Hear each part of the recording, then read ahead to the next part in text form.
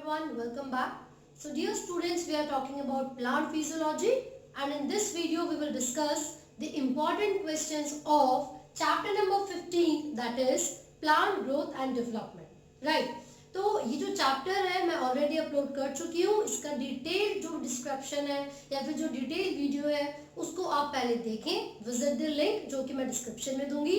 और उसके बाद जो क्वेश्चंस आज हम इस वीडियो में डिस्कस कर रहे हैं उन सभी के आंसर्स करिए. ठीक है, तो देखते हैं चैप्टर नंबर 15 में से प्लांट ग्रोथ एंड डेवलपमेंट में से किस तरीके के क्वेश्चंस पूछे जाते हैं. तो सबसे पहले मैं आपको बता दूं, जब आप इसकी डिटेल वीडियो देखोगे तो उसमें सबसे ज्यादा इंपॉर्टेंट क्वेश्चंस जो पूछे जाते हैं वो आपसे हार्मोन से पूछे जाएंगे. तो जितने भी प्लांट ग्रोथ हार्मोन्स होते हैं यानी कि PGR, चाहे वो ऑक्सिन हो, साइटोकाइनिन हो, जिब्रेलिन हो या फिर ABA या इथाइलिन, इन सभी के फंक्शंस आपको एक्यूरेटली पता होने चाहिए. क्योंकि जो ऑप्शंस दिए जाते हैं वो थोड़े कंफ्यूजिंग हो सकते हैं, इसलिए अगर आपको एग्जैक्ट सबके फंक्शन पता होंगे तो आंसर करना बहुत आसान होता है. राइट, तो स्टार्ट करते हैं और देखते हैं कौन कौन से क्वेश्चंस इस चैप्टर से हमसे पूछे जाते हैं. So the first question we have is auxin can be bio acid by, यानी कि जो ऑक्सिन है उसकी जो प्रेजेंस है उसको डिटेक्ट किया जा सकता है प्लांट्स में, तो वो कौन से कर्वेचर से या कौन से प्रोसेस से किया जाता है. ये क्वेश्चन भी मैं ऑलरेडी मेंशन कर चुकी हूँ चैप्टर नंबर 15 की डिटेल वीडियो में. मैं ऑप्शंस आपको देती हूँ: potometer, lettuce hypocotyl elongation, Avena coleoptile curvature या फिर हाइड्रोपोनिक्स. तो जो आंसर होगा दैट वुड बी 3, यानी कि एवेना कोलेप्टाइल कर्वेचर. ठीक है, तो ये कैसा कर्वेचर है जिससे हम ऑक्सिन हार्मोन की यानी कि प्लांट ग्रोथ रेगुलेटर की जो प्रेजेंस है उसको डिटेक्ट कर सकते हैं. तो मैं यहाँ पर मेंशन कर देती हूँ. तो हमने यहाँ पर डिस्कस किया ऑक्सिन की बायोएसे के बारे में, किसकी मदद से किया जाता है, Avena coleoptile curvature, Avena coleoptile curvature. Right, चलिए अब हम आगे बढ़ते हैं नेक्स्ट क्वेश्चन की तरफ. आगे हम देखेंगे क्वेश्चन हमें गिवन है, what causes a green plant exposed to the light on only one side to bend towards the source of light as it grows. जब भी लाइट की डायरेक्शन में या फिर लाइट के रिस्पॉन्स में प्लांट्स की ग्रोथ होती है तो जो प्लांट्स है वो बेंड कर जाते हैं टू वन साइड, एक तरफ वो झुक जाते हैं. तो ये जो बेंडिंग होती है वो कौन से हार्मोन की वजह से होती है? ऑप्शंस दिए हुए हैं. Light stimulates plant cells on the lighted side to grow faster, यानी कि लाइट की वजह से जो उसी डायरेक्शन में प्लांट्स है जो साइड है वो जल्दी ग्रो करती है. या फिर auxin accumulates on the shaded side stimulating greater cell elongation there. This is the correct answer. जो ऑक्सिन है वो एक ऐसा प्लांट हार्मोन है जो कि शेडेड एरिया में ज्यादा ग्रो करेगा और वहां के सेल्स बहुत जल्दी जल्दी इलोंगेशन करते हैं. एज अ रिजल्ट जो एक पूरा स्टेम या ब्रांच थी वो किधर की तरफ, एक साइड की तरफ बेंड कर जाती है. सो बेंडिंग ऑफ अ ब्रांच और the stem is due to the presence of auxin hormone and this hormone क्या करवाता है, is responsible for cell elongation. Next हम देख रहे हैं typical growth curve in plant is, plants में जो growth curve बनता है वो जनरली कैसा होता है, stair steps, parabolic, sigmoid या linear. आपको याद रखना है हमेशा sigmoid curve की फॉर्मेशन होती है जब भी प्लांट्स की ग्रोथ को दिखाया जाता है कर्व के थ्रू. तो किस तरीके का कर्व बनेगा, it will be a sigmoid curve. ठीक है, तो किस तरीके का कर्व बन रहा है, सिग्मॉइड कर्व बनेगा. राइट, नेक्स्ट क्वेश्चन क्या है, लिखा हुआ है a few normal seedlings of tomato were kept in a dark room. After a few days they were found to have become white coloured like albinos. Tomato के कुछ seeds को dark room में रखा गया था और बाद में ऑब्जर्व करने पर उनका कलर एल्बिनो जैसा लगा. Which of the following terms will you use to describe them? तो कौन से टर्म से हम इसको डिस्क्राइब करेंगे? ऑप्शंस है म्यूटेटेड, एम्बोलिश्ड, एटियोलेटेड या फिर डीफॉलेटेड. सो द आंसर इज 3, यानी कि एटियोलेटेड. जब भी एक ऐसी कंडीशन आती है तो नॉर्मल कलर क्या हो जाता है, शेड लॉस्ट हो जाती है और एक अलग ही कलर या white colour like albino appear होता है, तो इस कंडीशन को हम कहते हैं एटियोलेटेड कंडीशन. तो मैं यहाँ पर मेंशन कर देती हूँ कौन सी कंडीशन है, एटियोलेटेड कंडीशन. राइट, एल्बिनो जैसा कलर अपीयर होगा. नेक्स्ट क्वेश्चन है, which one of the following growth regulators is known as stress hormone. ये तो आप सभी को आना चाहिए, चाहे डिटेल वीडियो देखी हो या नहीं, क्योंकि 10th स्टैंडर्ड में भी हमने पढ़ा था। स्ट्रेस हार्मोन किसे कहते हैं? ABA यानी कि एब्सिसिक एसिड को। ठीक है, नेक्स्ट क्वेश्चन है, during seed germination its stored food is mobilized by. जब भी सीड्स की जर्मिनेशन होती है तो कौन सा प्लांट ग्रोथ रेगुलेटर है जो कि मोबिलाइज करवाता है स्टोर्ड फूड को? So the answer would be gibberellin. ठीक है, नेक्स्ट क्वेश्चन है, the pineapple which under natural condition is difficult to blossom has been made to produce fruits throughout the year by the application of। ये question भी हमने discuss किया है detail video में। Question ये है कि पाइनएप्पल जनरली ब्लूम नहीं करता, फ्रूट्स की फॉर्मेशन नहीं करता, लेकिन इन चारों में से कौन सी एप्लीकेशन को हमने यूज किया है जिससे pineapple through out the year fruits को प्रोड्यूस कर सकता है? सो हमारा आंसर क्या होगा? द आंसर वुड बी, आपने जो ऑक्सिन पढ़े हैं उसमें नेचुरल और सिंथेटिक दो तरीके के हार्मोन्स पढ़े हैं। सो हमारा जो आंसर है वो सिंथेटिक है, NAA एंड 2,4-D। ये दोनों ऐसे ऑक्सिन हैं जो कि क्या करवाते हैं? पाइनएप्पल के प्लांट्स में फ्लावरिंग करवा सकते हैं। ठीक है, पाइनएप्पल के प्लांट में फ्लावरिंग को इंड्यूस और फ्रूट्स की फॉर्मेशन करवाएं। नेक्स्ट क्वेश्चन की तरफ बढ़ते हैं, देखते हैं कौन आंसर करेगा। Through their effects on plant growth regulators what do the temperature and light control. जो लाइट है और जो टेम्परेचर है वो प्लांट्स में होने वाली किस एक्टिविटी को कंट्रोल करती है? एपिकल डोमिनेंस को, फ्लावरिंग को, क्लोजर ऑफ स्टोमेटा को, या फिर फ्रूट इलोंगेशन को? So the answer is flowering. देखिए, कुछ शॉर्ट डे प्लांट्स होते हैं और कुछ लॉन्ग डे प्लांट्स होते हैं। जो शॉर्ट डे प्लांट हैं वो कुछ इस तरीके के प्लांट होंगे जो कि क्रिटिकल टाइम पीरियड से कम समय के अंदर भी अगर सनलाइट की प्रेजेंस में रहते हैं तो भी उनके अंदर फ्लावरिंग इंड्यूस हो जाती है। मान लीजिए क्रिटिकल टाइम हमने 6 आवर्स माना है, ठीक है, तो अगर कुछ प्लांट्स ऐसे हैं जो 6 घंटे से कम समय तक ही सनलाइट की प्रेजेंस में रहते हैं और तब भी फ्लावरिंग करेंगे तो वो शॉर्ट डे प्लांट्स होते हैं। लेकिन कुछ ऐसे प्लांट्स होंगे जो कि क्रिटिकल टाइम पीरियड से ज्यादा समय तक सनलाइट के प्रेजेंस में रहते हैं और तभी उनके अंदर फ्लावरिंग का प्रोसेस इंड्यूस हो सकता है। So these are long day plant, but there are some plants that do not have any impact of the duration of light। यानी कि कुछ प्लांट्स ऐसे हैं जिनको सनलाइट की ड्यूरेशन कितनी भी देर के लिए हो उनसे फर्क नहीं पड़ेगा। So these are called day neutral plants. उनको हम क्या बोलेंगे? Day neutral plants. इसी के साथ एक टर्म आपको याद रखनी है, फोटो पीरियड। जो प्लांट्स का रिस्पॉन्स होता है टुवर्ड्स द लाइट और नाइट, मतलब कितनी रोशनी है या बिल्कुल भी रोशनी नहीं है, जो प्लांट्स इस कंडीशन में रिस्पॉन्स करते हैं उनके रिस्पॉन्स को कहा जाता है फोटो पीरियोडिस। क्या बोलेंगे? फोटो पीरियोडिस, राइट। एक और टर्म हमें यहाँ पर जाननी है, वो है वर्नलाइजेशन। वर्नलाइजेशन बेसिकली ये एक ऐसी टर्म है जिसका मतलब होता है कि प्लांट्स को लो टेम्परेचर में इंड्यूस किया जाएगा या एक्सपोज किया जाएगा। प्लांट्स को लो टेम्परेचर में एक्सपोज किया जाता है ताकि उनके अंदर फ्लावरिंग को इंड्यूस किया जा सके, राइट। तो ये ऑब्जर्व किया जा सकता है कैरेट वगैरह में, वीट के अंदर भी आप ही देखोगे, बार्ले में 2 बार इनके अंदर सीजन में क्या होता है? फ्लावरिंग होती है, ठीक है। कहने का मतलब ये है कि कुछ एनुअल प्लांट्स होते हैं, कुछ बाइनियल प्लांट्स होते हैं। तो जो बाइनियल है वो सीजन में या फिर पूरे लाइफ टाइम में 2 बार फ्लावरिंग करते हैं। एक बार उनकी क्या होती है? ग्रोथ होती है, सेकेंड टाइम में फ्लावरिंग होती है, राइट। तो यहाँ पर हम देख रहे हैं वर्नलाइजेशन एक ऐसा प्रोसेस है जिसमें प्लांट्स को एक्सपोज किया जाता है लो टेम्परेचर में ताकि उनके अंदर फ्लावरिंग को इंड्यूस किया जा सके। आगे बढ़ते हैं, क्वेश्चंस देखते हैं।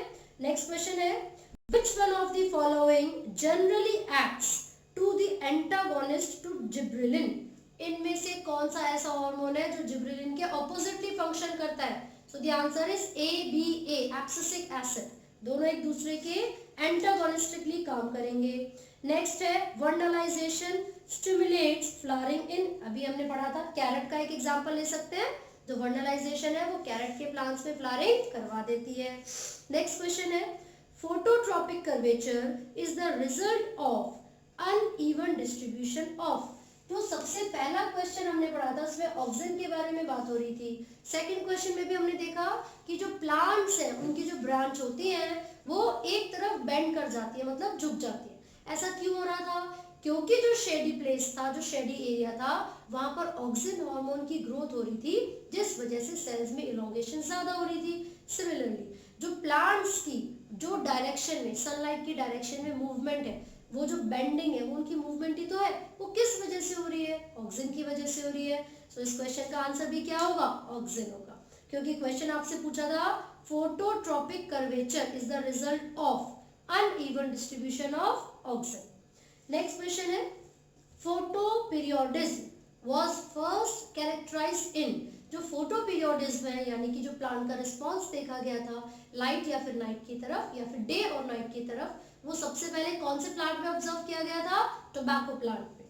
नेक्स्ट क्वेश्चन है coiling of garden pea tendrils around any support is an example of. देखिए, जब भी हम प्लांट्स के रिस्पांस के बारे में बात करेंगे टुवर्ड्स एनी स्टिमुलस, स्टिमुलस का मतलब है एक्सटर्नल फैक्टर, तो इस प्रोसेस को ट्रोपिज्म कहा जाता है। अगर प्लांट सनलाइट की डायरेक्शन में मूवमेंट कर रहा है सो उसको हम फोटोट्रोपिज्म बोलेंगे। अगर कोई प्लांट या उसका पार्ट केमिकल की डायरेक्शन में मूवमेंट करता है तो उसको कीमोट्रोपिज्म कहते हैं। वाटर की डायरेक्शन में मूवमेंट करेगा तो हाइड्रोट्रोपिज्म होगा। अर्थ यानी कि ग्रेविटी की डायरेक्शन में मूवमेंट करेगा तो जियोट्रोपिज्म।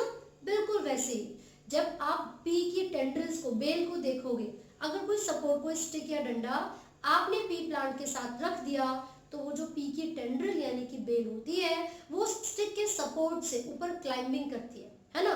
तो ये क्या था? टेंड्रिल का रिस्पॉन्स था एक टच के लिए, एक्सटर्नल फैक्टर के लिए।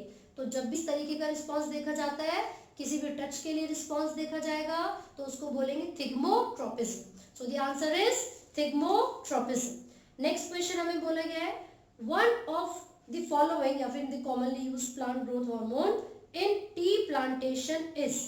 इन चारों में से सबसे ज्यादा कॉमनली यूज किए जाने वाला प्लांट रेगुलेटर कौन सा है जिसको हम टी प्लांटेशन में यूज करते हैं? टी प्लांटेशन, तो आंसर क्या होगा? ऑक्सिन। वो भी ऑक्सिन का कौन सा पार्ट?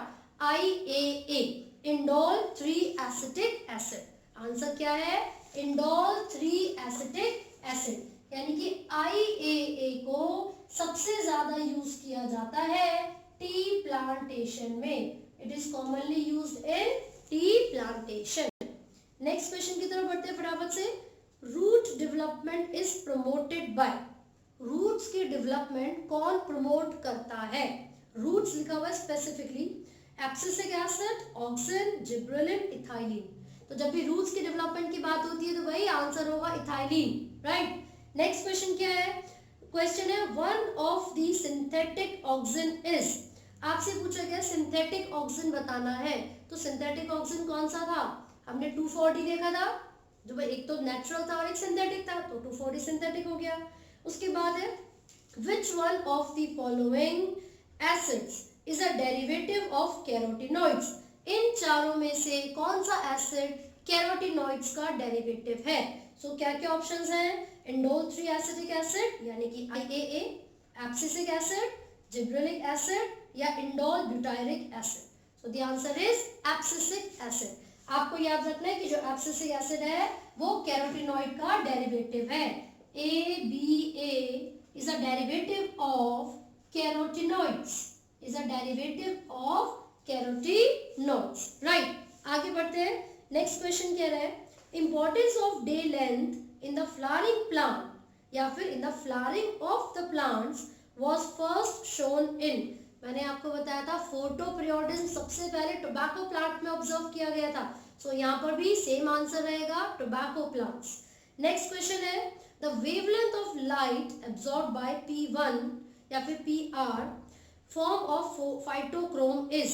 जो फाइटोक्रोम का PR फॉर्म होता है वो 680 नैनोमीटर की वेवलेंथ को ही एब्जॉर्ब कर पाता है। अगला क्वेश्चन क्या कह रहा है भाई? Opening of floral birds into flowers is a type of. जब भी फ्लोरल बर्ड्स खुलते हैं, फ्लावर्स में डेवलप करते हैं, तो वो किस तरीके की मूवमेंट है? Autonomic movement of variation, paratonic movement of growth, autonomic movement of growth या फिर ऑटोनॉमिक मूवमेंट ऑफ लोकोमोशन। तो बेसिकली जो बर्ड्स है वो ग्रो कर रहे हैं और फ्लावर में कन्वर्ट कर रहे हैं, तो उसका मतलब ये होगा कि ये ऑटोनॉमिक डेवलपमेंट होती है ग्रोथ की, ऑटोनॉमिक ऑफ ग्रोथ। आगे देखिए, an enzyme that can stimulate germination of barley seeds. वो कौन सा एंजाइम है जो कि बार्ली सीड्स की जर्मिनेशन करवाएगा? तो the answer is alpha amylase. Alpha amylase एक ऐसा एंजाइम है जो कि बार्ले सीड्स को इजीली जर्मिनेट करवाता है, barley seeds, right. So next question क्या है? How does pruning help in making the hedge dense? जब हम कटिंग करते हैं, इवन कटिंग करते हैं पूरे प्लांट्स की, जो गार्डन हो गया, खेत हो गया, उसमें अच्छे तरीके से सेट करके रखते हैं ना। किसी कॉलेज स्कूल में भी आपने ऑब्जर्व किया होगा, हर हफ्ते क्या होती है, बिल्कुल कटाई चलती रहती है, ग्रास को सेट करेंगे, ट्रीज को सेट करेंगे। तो क्वेश्चन ये है कि जो प्रूनिंग है वो किस तरीके से हेज को घना बनाने में हेल्प करती है? So the options are, it releases wound hormones, it induces the differentiation of new shoot from the rootstock, it frees axillary buds from apical dominance, the apical shoot grows faster after pruning। तो क्या होगा answer? वो free कर देती है axillary birds को, लिखा हुआ है it frees axillary birds from apical dominance. तो जब एपिकल डोमिनेंस से फ्री हो जाएंगे तो लेटरल ग्रोथ भी बहुत ज्यादा होती है। इसका मतलब ये हुआ कि जो हेज है वो बहुत ज्यादा घने यानी कि डेंस भी हो जाते हैं। नेक्स्ट क्वेश्चन है, treatment of seeds at low temperature under moist conditions to break its dormancy is called। वो कौन सा प्रोसेस था जिसमें हम लो टेम्परेचर पर सीड्स को ट्रीटमेंट देते हैं ताकि फ्लावरिंग इंड्यूस हो सके? उसको कहते हैं vernalization. So the answer is vernalization. ठीक है, अगला क्वेश्चन क्या कह रहा है? Next question is cell elongation in internodal region. Question cell elongation नहीं है सिर्फ, उसमें इंटरनोडल रीजन भी लिखा हुआ है। तो जो इंटरनोडल रीजन में सेल इलोंगेशन होती है प्लांट्स की, वो कौन सा हार्मोन करवाएगा? IAA, साइटोकाइनेंस, जिब्रेलिन या ethylene? The answer is gibberellin, क्योंकि जो जिब्रेलिन है वो इंटरनोड के इलोंगेशन करवाने के लिए रिस्पॉन्सिबल है। ठीक है, next question is coconut milk factor is. जो कोकोनट मिल्क फैक्टर है वो किससे बना हुआ है? कौन सा हार्मोन उसके लिए रिस्पॉन्सिबल है?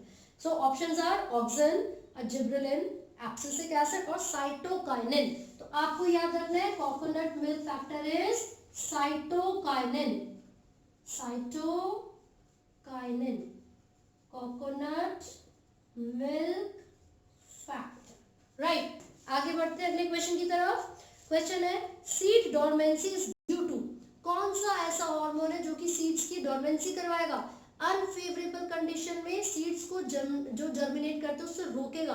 कौन सा होता है? Stress hormone, abscisic acid. Next is dwarfness can be controlled by treating a plant with.